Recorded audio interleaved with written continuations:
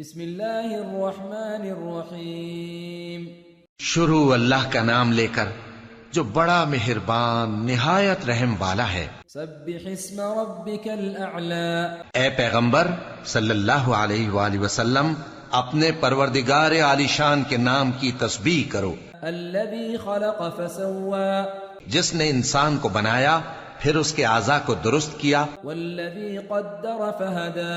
اور جس نے اس کا اندازہ ٹھہرایا پھر اس کو رستہ بتایا. والذی اخرج المرعى. اور جس نے چارہ اگایا فجعله غثاء احوا.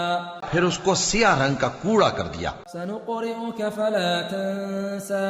اے نبی صلی اللہ علیہ وآلہ وسلم ہم تمہیں پڑھا دیں گے پھر تم فراموش نہ کرو گے الا ما شاء اللہ انه يعلم الجهر وما يخفى. مگر جو اللہ چاہے وہ کھلی بات کو بھی جانتا ہے اور چھپی کو بھی. ونيسرك لليسرى. اور ہم تم کو آسان طریقے کی توفیق دیں گے. فذكر ان نفعت الذكرى. سو جہاں تک نصیحت کے نافع ہونے کی امید ہو نصیحت کرتے رہو. سيذكر من يخشى. جو خوف رکھتا ہے وہ تو نصیحت حاصل کرے گا. ويتجنبها الاشقى. اور بے خوف بدبخت اس سے کترائے گا. الذي يصلى النار الكبرى. جو بڑی تیز آگ میں داخل ہوگا ثم لا يموت فيها ولا يحيا.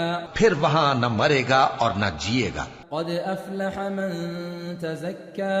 بے شک وہ مراد کو پہنچ گیا جو پاک ہوا وذكر اسم ربه فصلى. اور اپنے پروردگار کا نام لیتا رہا اور نماز پڑھتا رہا. بل تؤثرون الحياة الدنيا. بات یہ ہے کہ تم لوگ تو دنیا کی زندگی کو ترجیح دیتے ہو والآخرة خير وأبقى.